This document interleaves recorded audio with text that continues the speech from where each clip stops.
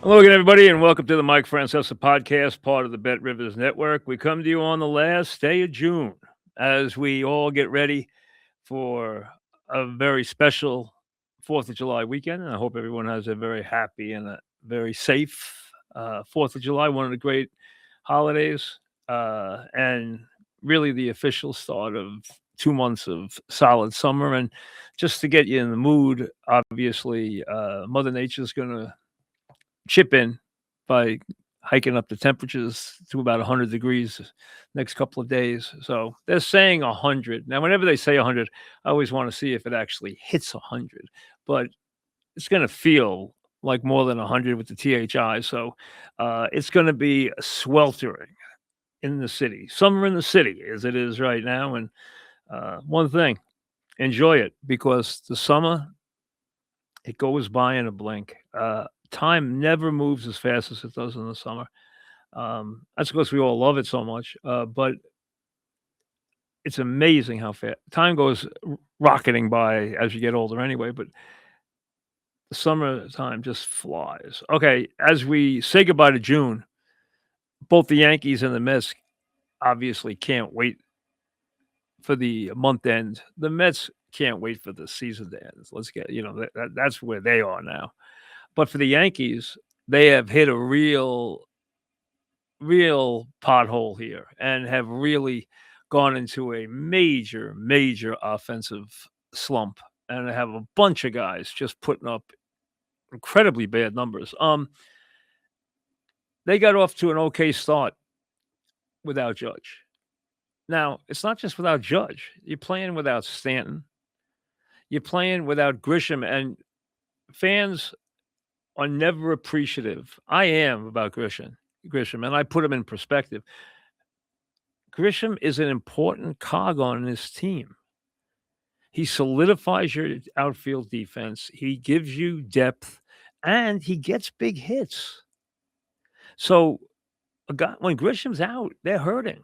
So no Stanton, which over a long period of time, even with Goldschmidt's tremendous season, and Judge, and Grisham. McMahon, you're not losing his offense, you're losing his defense, obviously. Now Chisholm maybe off last night. Dominguez almost, knocked him cold. Just more comedy for the Yankees, who just don't look sharp right now. And let's be honest, they are just in hellacious slumps. Rice is 2 for his last 31. Is in a huge offer. In the 31 at bats, has not had an RBI. Bellinger is 2 for his last 24, hasn't had an RBI in his last 40 at bats. So that's 70 at bats for Rice and Bellinger without an RBI. Hard to win with no Judge, no Stanton, no Grisham, and Rice and Bellinger giving you absolute zippo. I mean, absolute automatic outs. Then you throw in that Wells is in a 3 for 41. Well, he's been in this insane slump all season. He's hitting 155 for the year with 10 RBIs, but 3 for 41 is hitting 73. You can't go 3 for 4. Pitchers do better than 3 for 41. You can't play and go 3 for 41. Volpe's in a 3 for 21. Chisholm's like 3 for his last 19. I mean, they just have one after another after another. Now, is it a big deal? No. It's not a big deal. They're not going to miss the playoffs. They're going to win the division. They're going to eke out Tim, and whether they do or not doesn't really matter, but I think they will. And so they've lost 5 in a row. They've lost 8 of 10. So what? They'll turn around and beat a bunch. Now, here's what you know. Tonight, they got to face School, which means you got to deal with him for 5 innings. And what's he going to do? Pitch around Goldschmidt, who hits home runs off him? I think it's insane what Goldschmidt's done against School.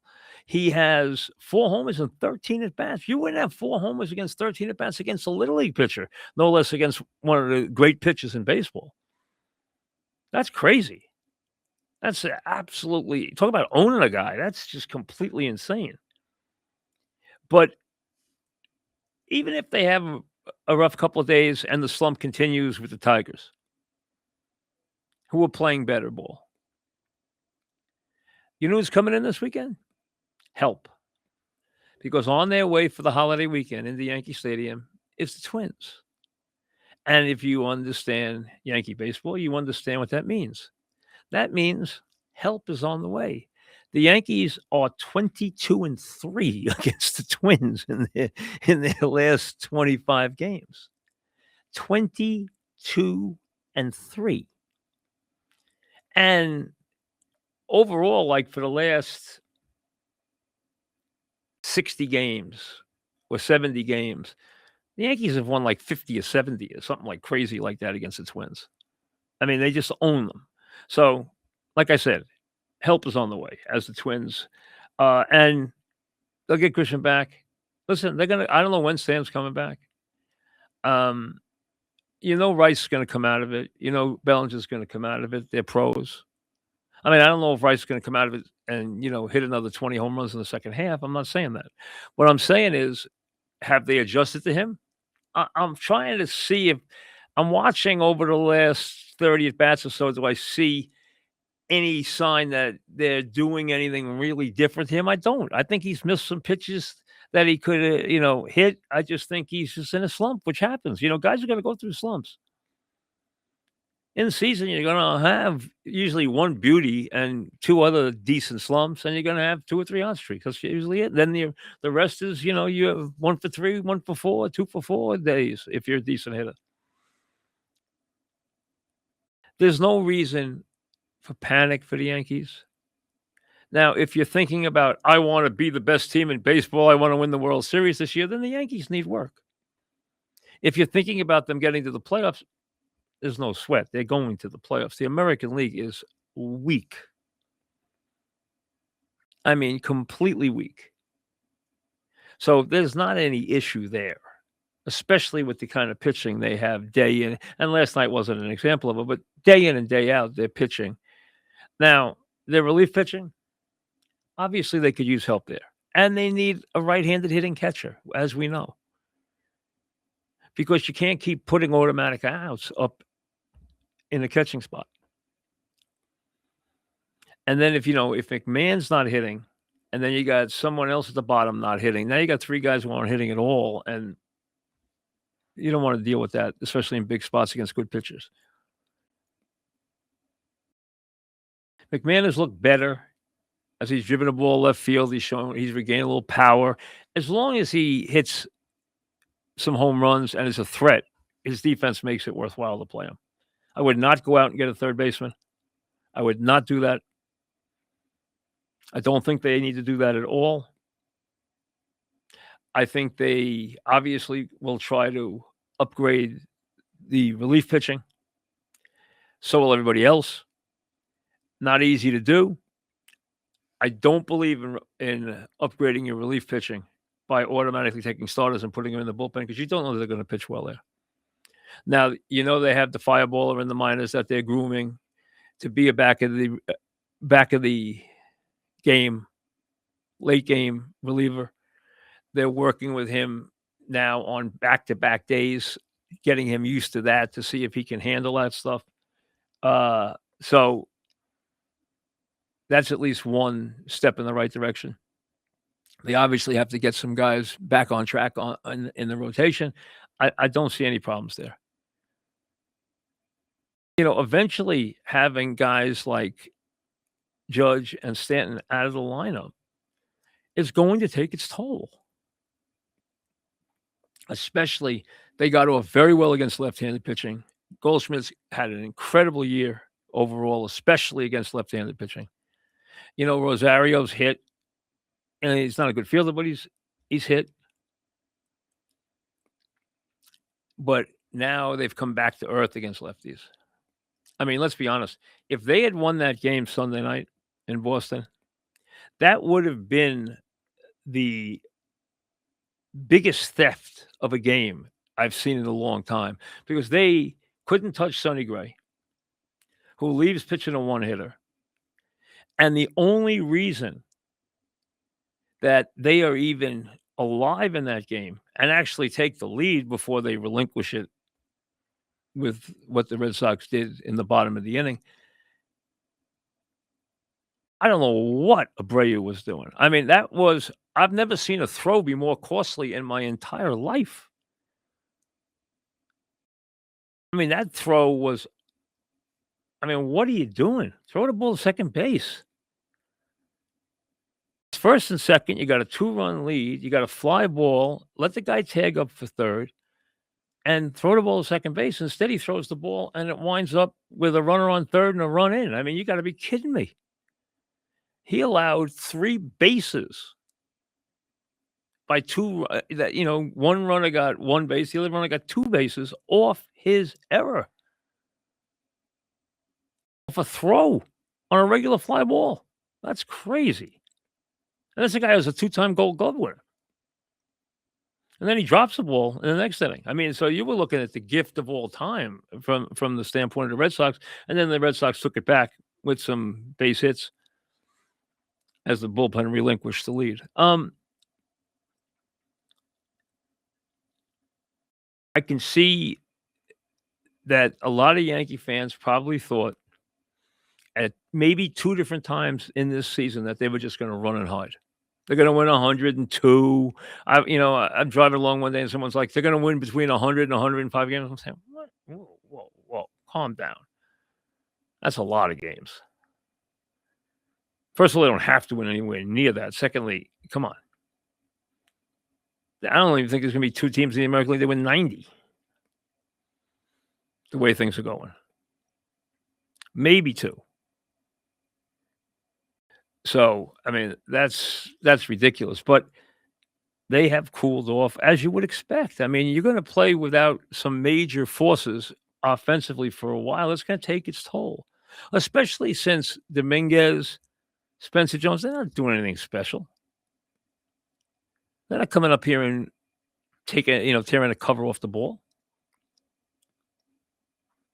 They're not having anybody, other than Goldschmidt, who was having an incredibly resurgent year and has been amazing. Their offense of late has been obviously completely anemic, but that'll pass. That'll pass.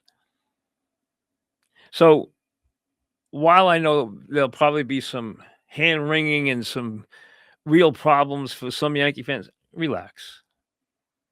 This is not a crisis. Is it a little bit of a wake-up call about what the team is really about? Yes, but it's not a crisis as far as the postseason goes.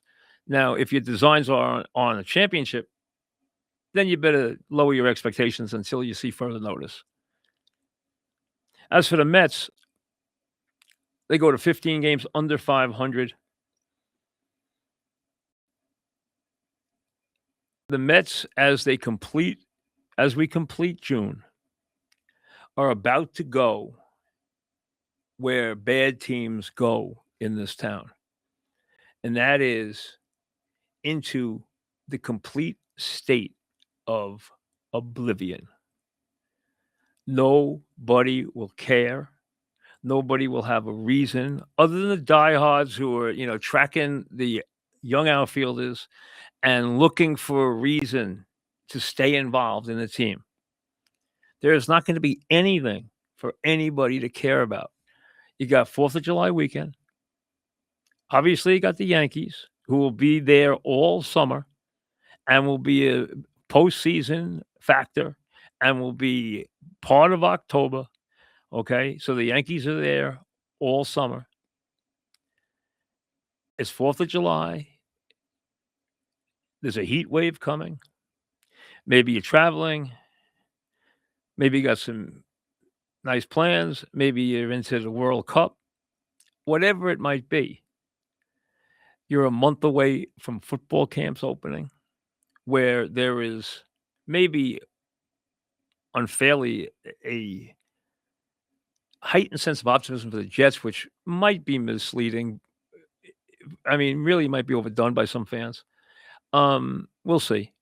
There's obviously going to be a tremendous amount of attention paid to the Giants as they begin the Harbaugh regime.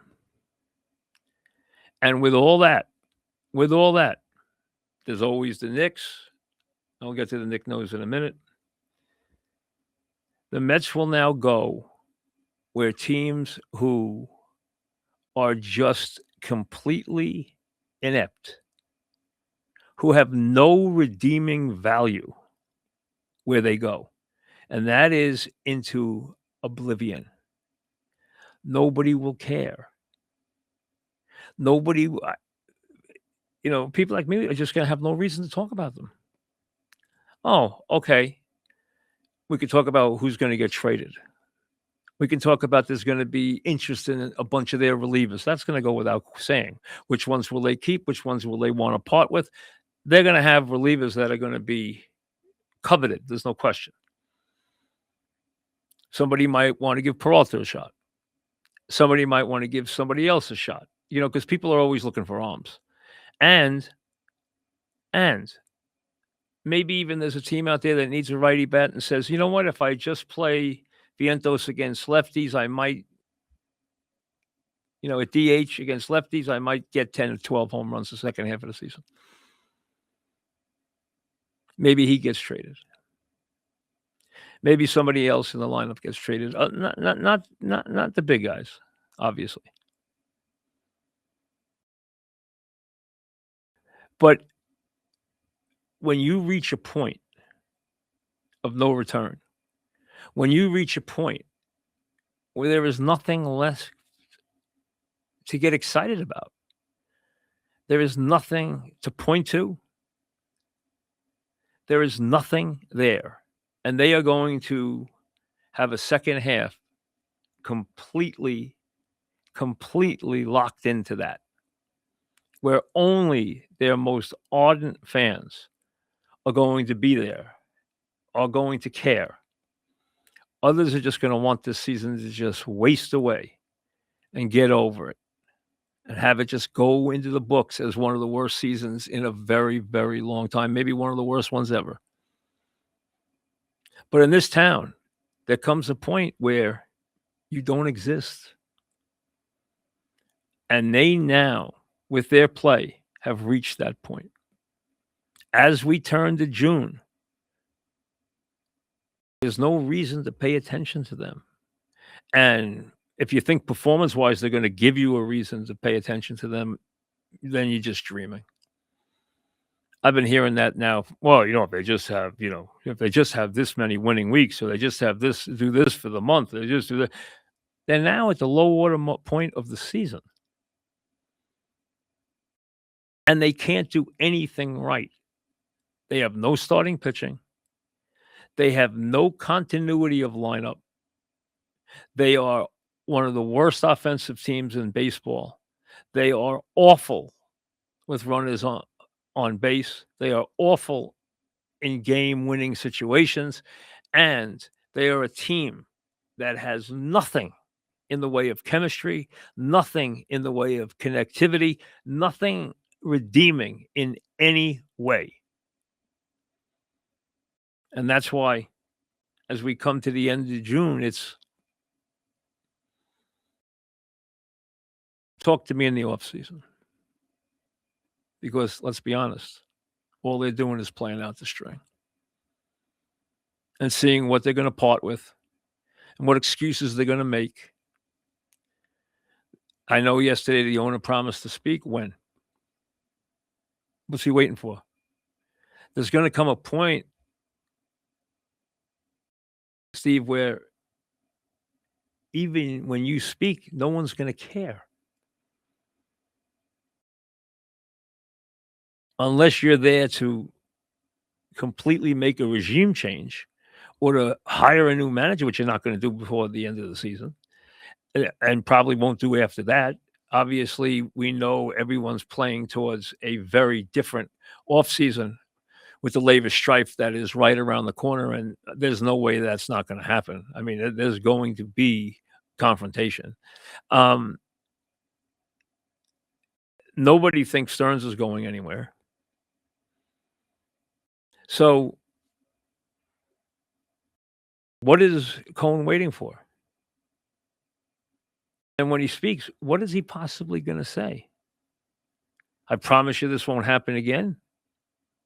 Really. It happened last year, and now it's happened again this year.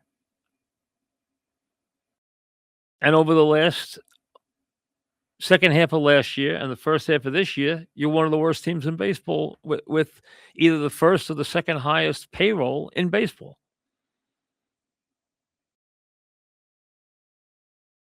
Into oblivion, into the land where nobody cares.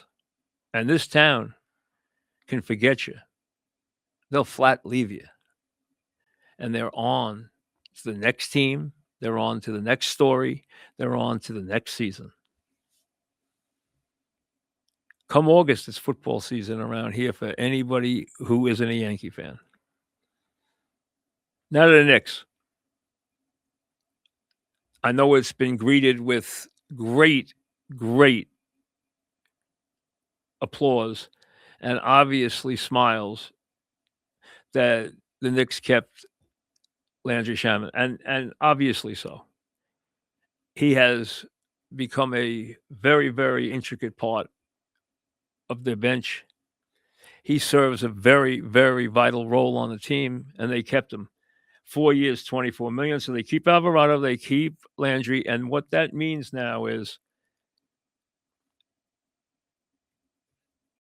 they are going to lose Robinson, or they're going to go over the second apron. Now,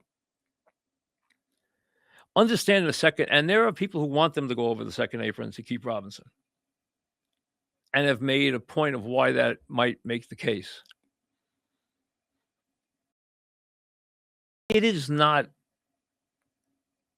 an absurd stance to think that is the play. Now, that would probably cost the Knicks somewhere between $90 and $120 million. A low is 90. The high would be 150, but probably look more towards 90. But remember, with that comes a lot of things you're not allowed to do. There are a lot of penalties, a lot of things that you are banned from doing as a team. Now, the Knicks, who are now run as well as any team in basketball, know exactly every inch of that. So they don't need to be reminded of this. And it's not like they're not aware of what they can't do if they go over the second apron. And this would be my take on it. I am going to, if I'm Dolan, I am going to follow what Leon Rose wants here. He knows how he wants to put this roster together to defend his title. And he clearly wants to run this team back. Now, if he is asking to go over the second apron to keep Robinson, what he is telling you is, I don't see a replacement out there who will give us what he gives us. I think if you're Dolan, you have to honor that. He understands what the money means. He also understands the limitations that you are put under.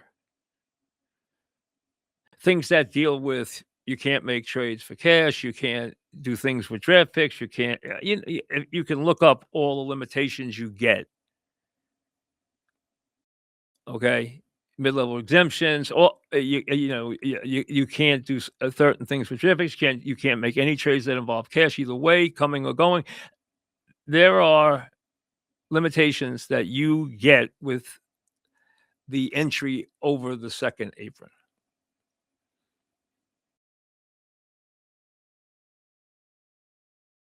Now, that does not mean the second apron is now. Dolan painted it as being something that would be ridiculous to go over the second apron.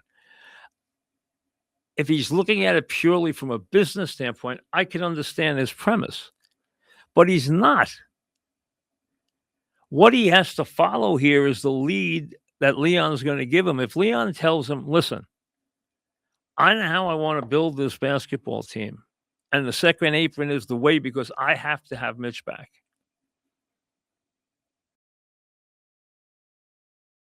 Now, if they don't have to have Mitch back, they're not going over the second apron.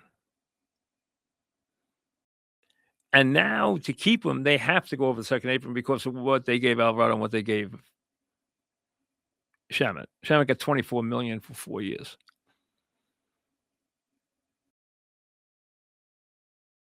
And he was an imperative signing. I don't think there's any way you wanted to see him leave.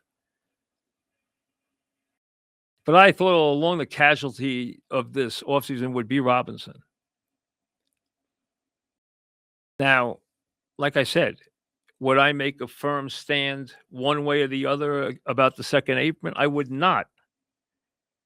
I would leave it up. Leon Rose knows how he wants to build this team. And if he tells you, I want you to go over the second apron to allow me to do what I want to do, then go over the second apron. He understands the limitations that he now faces by you doing that. And he's telling you that's my best chance to win a championship again. And what that's telling you is I don't have a replacement out there. See, I would have liked them. And I understand why they didn't want a first round pick because they didn't want to pay him. I thought that Reed from Connecticut would have been a perfect backup for them.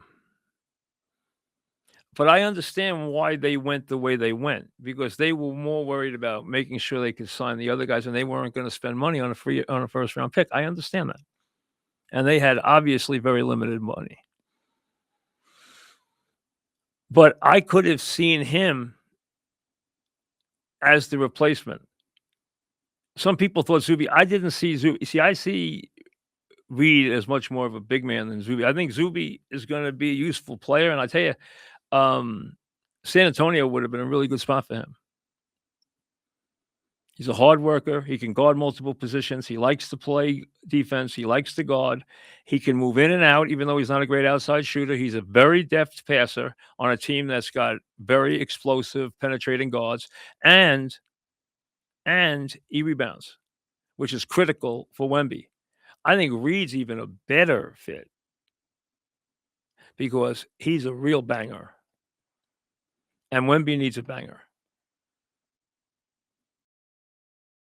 Wemby needs someone who can back him up minutes, but also line up with him and bang and be a bit of an enforcer because he's going to keep taking more physical abuse, not less, as he goes forward.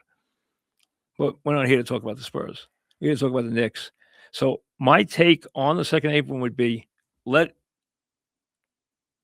Leon Rose be the one who decides this. And I would like to see Dolan. Now, I don't think, and I don't know this, if Leon Rose goes to Dolan and says, I want you to go over the second apron, I think Dolan will do it. I don't think he'll deny him. Not after winning a championship. And if Leon tells him, I don't want you to go over the second apron, we can replace Robinson, then they'll do that. But I would leave it up to him. I would not make that decision without his input because he knows what he has to do if they go over the second apron and what he has to do if they don't go over the second apron. So I want his call on that because he's the one who's going to pull the strings. And yes, they're very different strings based on whether they go over or don't.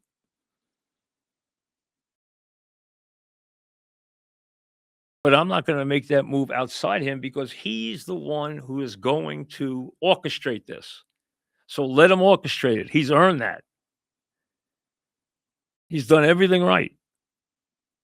Let him finish this. And clearly what he's telling you for the most part, and I don't know if he's with Robinson or without Robinson. He might have already kissed Robinson goodbye. I don't know that.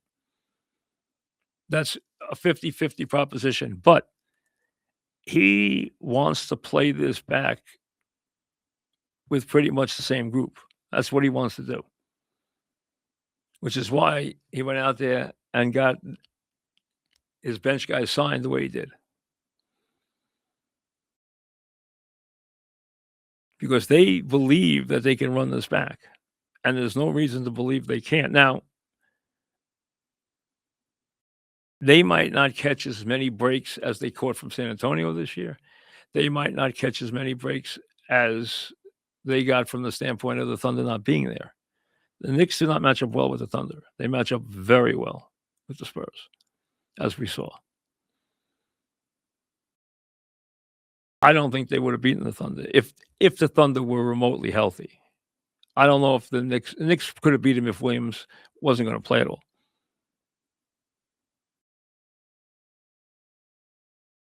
Obviously, injuries played a big part in it. So Landry's back, and he is obviously a darling in this town, and he should be a darling of the Knicks fans. And now he's back and will continue his very vital role. They don't win this without him. They don't win this without Alvarado. They don't win game 4 without Alvarado. That was 8 points, and the way he spread the floor were critical to their comeback. Absolutely critical. It was a great move by Brown. Brown made a lot of subtle moves in this series that helped the Knicks immeasurably, especially in games 2 and 4. And 2 and 4 is where the Knicks won the series.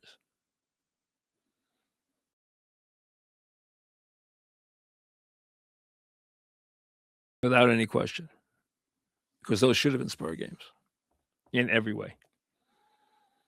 So as we head towards the 4th and we head towards July, I would not worry about the Yankees despite this offensive drought and the swoon to finish the month of June.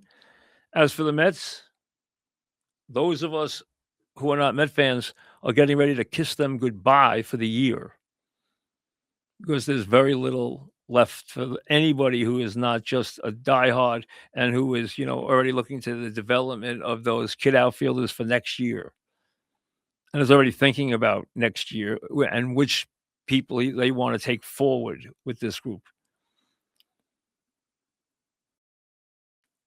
Because by the time the smoke clears in July and everyone's had their 4th of July holiday and their vacation and gotten through the All-Star game, and August will be here and training camps will be open.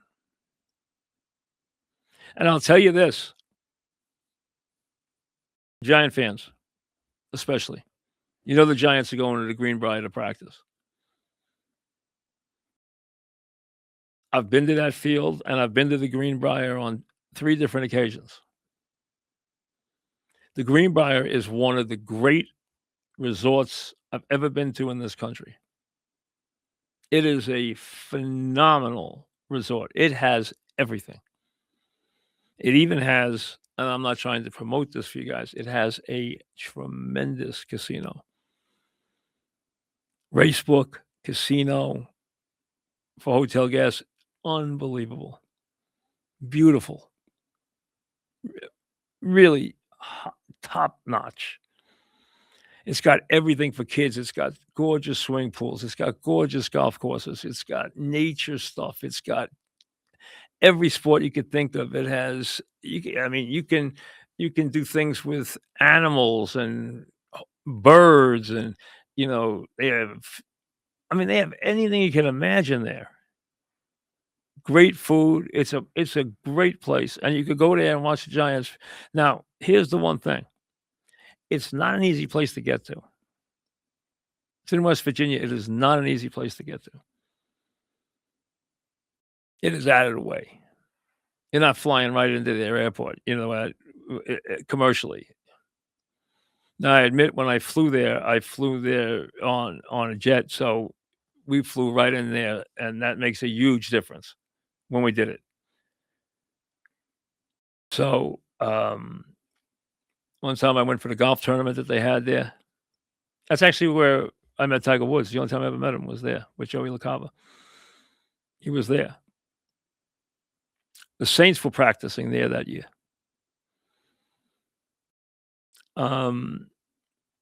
They built a nice football facility. It's a They call themselves the All-American Resort. And listen, I'm not plugging them because I get anything out of it. I'm just telling you, if you go there, you will love it. It's a great place. I'd go there and again in a second, but like I said, it's not easy to get to. It's in the middle of nowhere. But if you go up there, watch the Giants for a bunch of days, bunch of guys or families or whatever, I guarantee you'll have a lot of fun. This is a lot to do.